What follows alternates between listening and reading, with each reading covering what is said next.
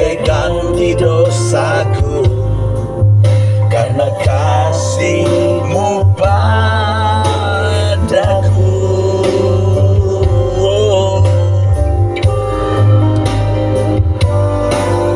Sekarang ku memuji-Mu, Allah yang setia, yang tak pernah meninggalkan perbuatan tangan-Mu. Sekarang ku menyembah-Mu, Allah yang mulia, sempurnakan segenap hidupku agar indah bagi-Mu.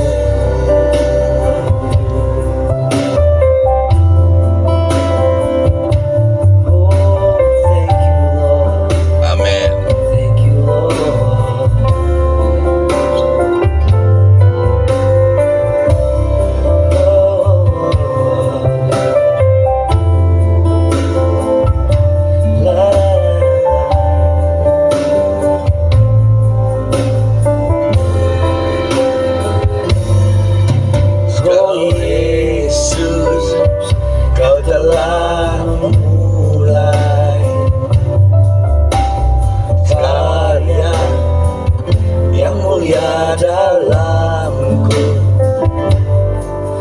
Kau berikan hidup-Mu sebagai ganti dosaku, karena kasih-Mu padaku.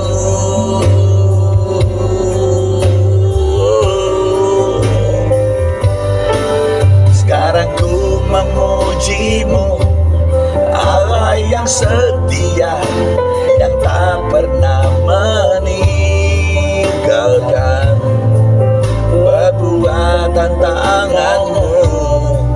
Sekarang ku menyembah-Mu, Allah yang mulia, sempurnakan segenap hidupku agar indah bagi-Mu.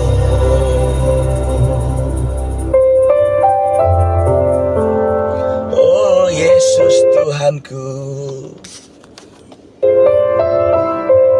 Thank you for all the things that you've done in my life, oh God. Thank you for your cross and thank you for the blood. Now here I am to praise you, and here I am to worship you.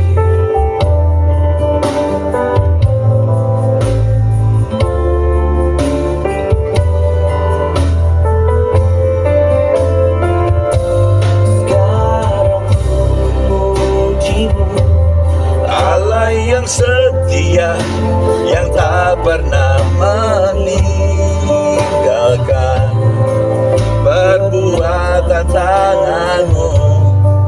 Sekarang ku menyembah-Mu, Allah yang mulia, sempurnakan segenap hidupku agar indah bagi-Mu.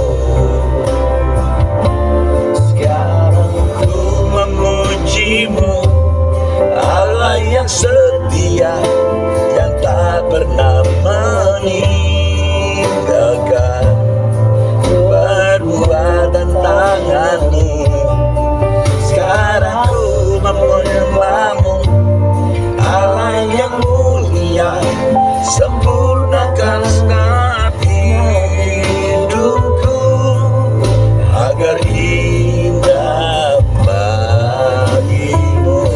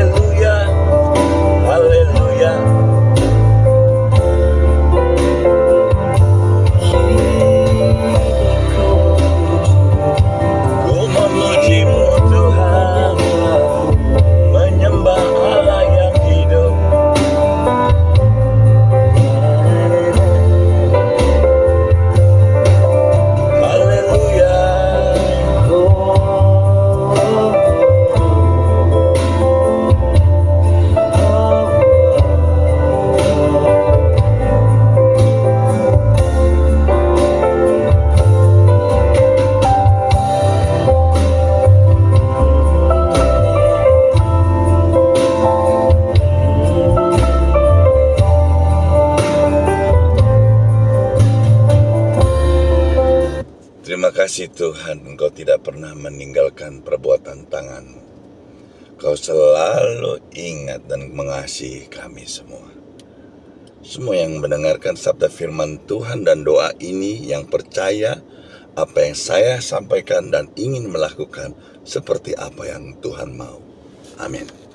Tentang doa Yabes. Yabes adalah seorang yang keturunan dari Yehuda, ya, salah satu 12 suku, bangsa suku di Israel. Yehuda adalah anak dari Yakub, ya.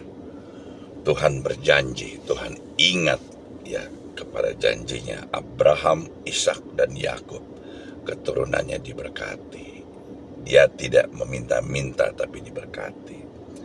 Jadi apapun, ya kan, karena ada ikat janji kepada Abraham, Ishak dan Yakub, Tuhan selalu menyertai semua keturunannya. Yabes lebih dimuliakan daripada saudara-saudaranya. Nama Yabes itu diberi ibunya kepadanya sebab katanya, "Aku telah melahirkan dia dengan kesakitan." Artinya Yabes itu, ya, ibunya melahirkan Yabes itu dalam kondisi yang kesakitan, ya. Artinya dia mungkin sungsang atau apapun juga, ya, tapi Tuhan kasih dia hidup, dia selamat, dia tidak mati, ibunya tidak mati, bayinya lahir dalam kesakitan yang hebat. Tentunya seperti itu. Kuasa Allah dalam hidup. Dalam doa yang dipanjatkan Yabes mendapatkan kuasa Tuhan di hidupnya. Meski hidupnya penuh kemalangan, Yabes percaya Tuhan akan menolongnya dan membalikan keadaan, ya. Dalam keadaan susah, ya kan, dan kalau kita berdoa dan berseru kepada Tuhan, ya, Tuhan melihat kemalangan, ya, dan dalam kehidupannya sedih, malang, ya, tentunya, ya, tidak ada berkat begini dan begitu, ya. Tuhan ingat janjinya kepada Bapak Abraham, Ishak dan Yakub. Yehuda adalah keturunannya, dan Yabes pun adalah keturunannya. Maka Tuhan ingat akan janji itu. Kita lihat kehadiran Allah. Yabes memohon kehadiran Tuhan Yesus di dalam hidupnya. Ia sadar bahwa dirinya akan berhadapan dengan tantangan besar. Artinya Yabes, ia sedang mengalami masalah musibah atau masalah besar yang akan dihadapi yang besar. Oleh karenanya Yabes minta pertolongan dan penyertaan Tuhan. Karena dia tahu secara manusia dia tidak bisa apa-apa. Hanya Tuhanlah yang menjadi pemimpin dan mendampingi dia, ya, maka dia bisa hidup dan dia menjadi kuat. Perlindungan Tuhan terhadap Yabes. Yabes tahu bahwa ada banyak musuh, ya, kejahatan dan pencobaan di sekitarnya. Artinya musuh Yabes di zaman itu sangat banyak sekali musuhnya. Dan banyak sekali orang jahat yang ingin mencelakakan dia. Dan tidak sedikit pencobaan demi pencobaan datang silih berganti di dalam hidupnya. Ia juga tahu dirinya tidak bisa mengatasi semuanya sendirian. Ya, karena itu ia minta perlindungan Tuhan lewat doanya. Mari kita buka 1 Tawari 4 ayat 10. Yabes berseru kepada Allah Israel, katanya, "Kiranya engkau memberkati aku berlimpah-limpah dan memperluas daerahku, dan kiranya tanganmu menyertai aku dan melindungi aku daripada malapetaka, sehingga kesakitan tidak menimpa aku." Dan Allah mengabulkan permintaannya itu. Artinya Tuhan memberkati dia berlimpah-limpah, ya. Dari segi ekonomi, ya, dia sudah dipulihkan. Dan memperluas daerahnya, artinya, ya, tempatnya, lahannya, ladangnya itu diperluas, ya. Dan tangan Tuhan selalu menyertai Yabes. malah petaka dan kesakitan tidak datang dalam kehidupan dia. Lihat doanya. Dan ada lagunya. Kiranya Engkau memberkati aku berlimpah-limpah dan memperluas daerahku, dan kiranya tangan-Mu menyertai aku dan melindungi aku daripada malapetaka, sehingga kesakitan tidak menimpa aku. Amin. Tuhan mengabulkan doa Yabes, maka Yabes dimerdekakan. Tuhan Yesus mendengar kesungguhannya dan seruan doa Yabes. Ia pun mengabulkan permintaan tersebut.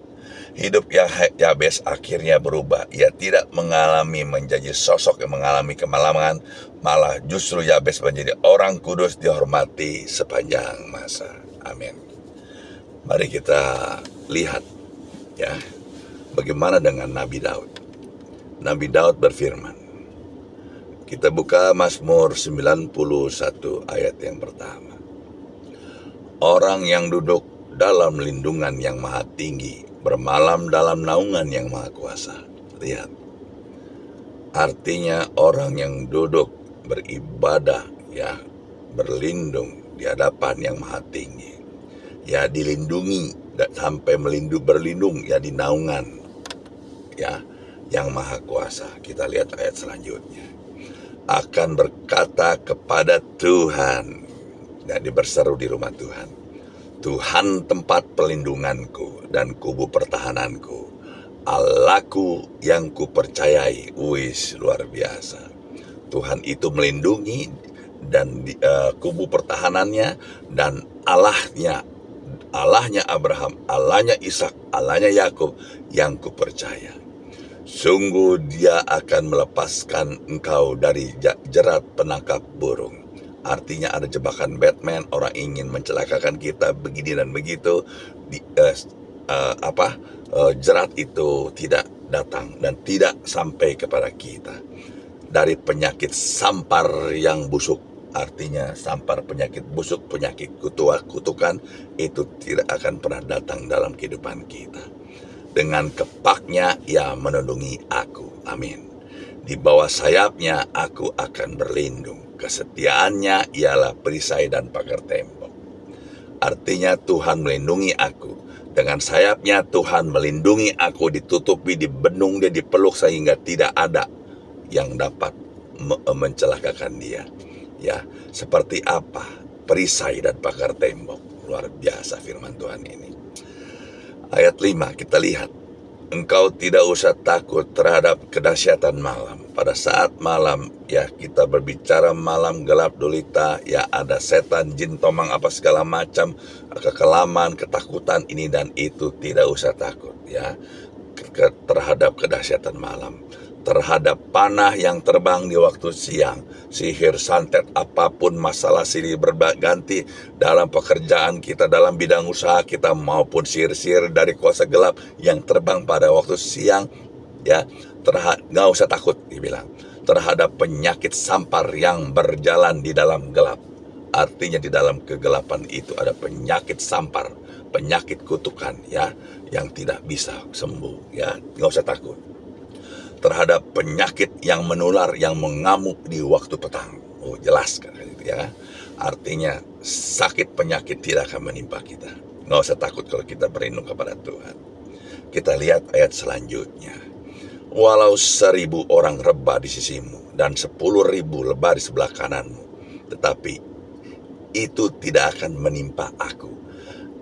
Aku hanya menonton dengan mataku sendiri dan melihat pembalasan terhadap orang-orang fasik. Ya, walau 1000 rebah di sisiku, Kau tetaplah Allah penolongku.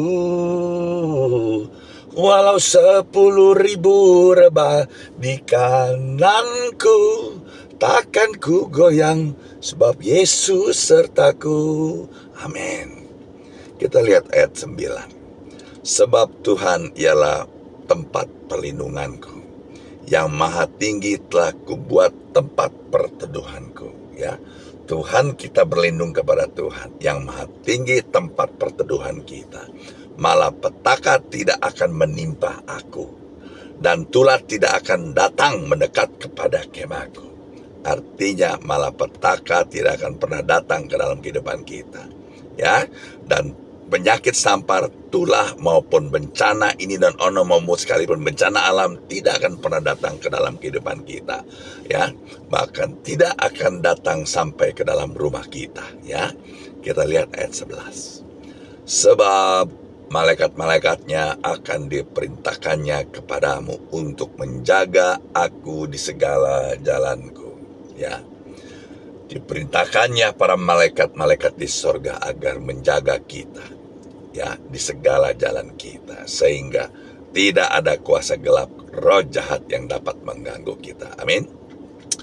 Kita lihat ayat 12. Mereka akan menantang aku di atas tangannya supaya kakimu jangan terantuk kepada batu.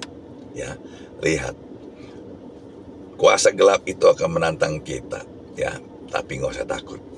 Jalan terus, maju terus. Dalam nama Tuhan Yesus, kuasa kegelapan itu kita kalahkan. Si iblis kita tungkar balikan, ya. Kebenaran firman Tuhan kita sampaikan sehingga iblis itu kabur tunggang langgang meninggalkan kita, dan kita tidak akan kesandung, bahkan tidak kesandung atau terantuk batu, ya. Kita lihat ayat 13. Singa dan ular tedung akan kulangkahi. Artinya singa itu berbicara raja hutan, ular tedung itu berbicara iblis, ya. Kita langkahi dia. Setelah itu aku akan menginjak anak singa. Singa anaknya kita injak sekalian, ya. Dan ular naga itu si iblis kita injak kepalanya, ya. Kita lihat, ya, ayat selanjutnya. Makanya jangan pernah takut sama iblis atau setan, ya. Lihat ayat 14. Sungguh hatinya melekat kepadaku, maka aku akan meluputkannya. Aku akan membentenginya sebab ia mengenal namaku. Aduh, sungguh indah. Hatinya kita itu, ya, di dalam kita itu ada Tuhan, ya. Maka semuanya, ya, permasalahan, masalah ini dan itu semuanya tidak akan datang kepada kita dan diluputkannya oleh Tuhan. Tuhan membentenginya semuanya agar itu tidak akan pernah terjadi di dalam kehidupan kita karena kita dikenal oleh Tuhan. Amin. Ia berseru kepadaku, aku akan menjawab. Aku akan menyertai dia dalam kesesakan. Aku akan meluputkannya dan memuliakannya. Lihat, perhatikan. Ia berseru kepadaku. Artinya, ya, Tuhan berbicara kepada kita dan menjawab semua doa-doa kita. Dia akan menyertai kita dalam kesesakan. Artinya, ya, walaupun kita bersama Tuhan, ya, tetap proses itu ada. Di dalam proses itu, di dalam kesesakan, Tuhan selalu ada bersama kita. Dan Tuhan meluputkannya dan memuliakannya. Amin. Luar biasa firman Tuhan ini. Dengan panjang umur akan kukenyangkan dia dan akan kuperintahkan kepadanya keselamatan daripada aku. Diberi panjang umur, ia akan kenyang, ia akan harta berlimpah, sehat walafiat, keluarga bahagia, selamat, ia akan mati masuk surga. Kita lihat, ya, bagaimana caranya kita bisa mengikat janji yang kita tahu di mana Allah telah berjanji kepada Abraham, Ishak dan Yakub. Ya, simple caranya. Cara di zaman sekarang ini caranya begini. Ikuti caranya supaya kita bisa ikut dalam perjanjian itu dan kita berhak klaim bahwa kita adalah anak perjanjian. Ingat cerita Tuhan Yesus sebelum dia menuju ke Yerusalem, dia melewati kota Yeriko. Di kota Yeriko, ya begitu datang Tuhan Yesus, terdengarlah bahwa Mesias datang, Tuhan datang. Kota Yeriko itu menyambut Tuhan dengan sorak-sorai, dengan gembiranya bahwa ya Raja di atas segala raja yang maha kuasa ini melewat di sini. Tapi lihat, perhatikan, ada si Zakeus, si pendek cebol, ya. Karena dia pendek, dia cebol, ya, di dalam kerumunan orang dia tidak dapat melihat Tuhan. Mau nggak mau dia naik ke atas pohon ara. Begitu dia naik ke atas pohon ara, Tuhan langsung melihat dia. Tuhan langsung bicara, "Hai Zakeus, malam ini aku ingin bermalam di rumahmu." Ya, lihat, perhatikan. Nah, maka ya orang-orang di depan situ, di yang sekitar situ pada berbicara begini. Tuhan mau bermalam di rumah orang yang berdosa. Perhatikan. Begitu Tuhan datang ke rumah Zakeus. "Terima kasih Tuhan, kau telah datang ke rumahku. Ya, karena kau bersedia bermalam di rumahku, ya, aku akan memberikan separuh dari kekayaanku kepada orang miskin. Dan jikalau ada barang siapa yang kuperas, akan kukembalikan 4 kali lipat." Perhatikan. Di depan rumah Zakeus, di dekat pohon ara dan sekitarnya, orang-orang bilang Zakeus itu orang berdosa. Tapi lihat apa kata Tuhan Yesus. "Berbahagialah, sesungguhnya keselamatan telah terjadi di rumah ini." Tuh, Tuhan bilang selamat. Mana bilang Tuhan bilang dosa. Karena Zakeus ini adalah keturunan Abraham. Ya, ikuti caranya Zakeus. Maka engkau berhak mengikat janji yang telah dijanjikan kepada Bapa Abraham, Ishak dan Yakub ada dalam kehidupan Anda. Demikianlah sabda renungan firman Tuhan pada pagi hari ini, dan saya berdoa agar semua yang mendengarkan ya memahami apa yang saya ucapkan, dan Tuhan Yesus memberkati, ya. Haleluya, puji Tuhan. Sebelum kita masuk sabda firman Tuhan, kita akan naikkan satu pujian, ya.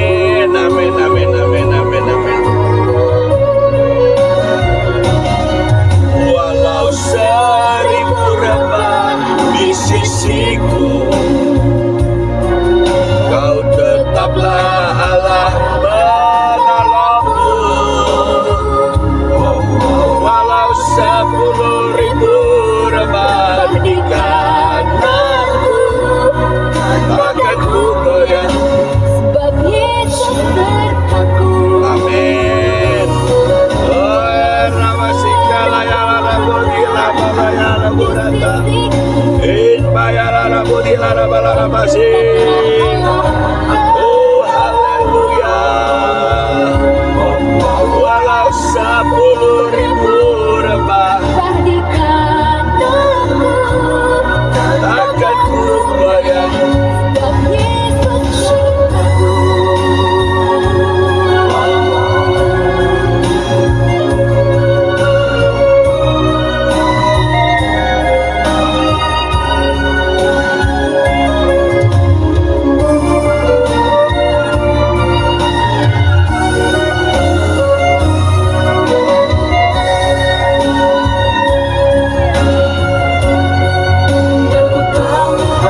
Walau 1000 rebah di sisiku,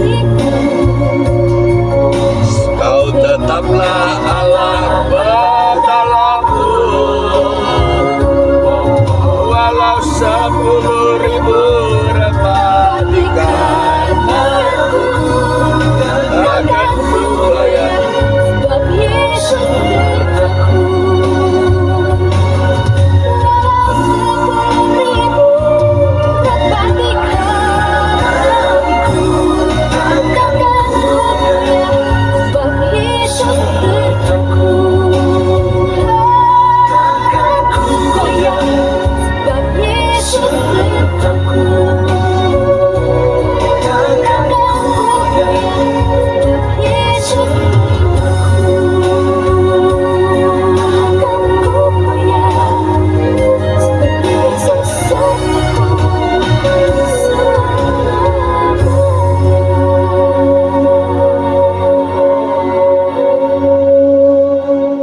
Terima kasih Tuhan. Walau 1000 rebah di sisiku, 10.000 rebah di sebelah kananku, takkan ku goyang, sebab Kau Tuhan selalu besertaku. Semua yang percaya, mari kita sama-sama katakan amin.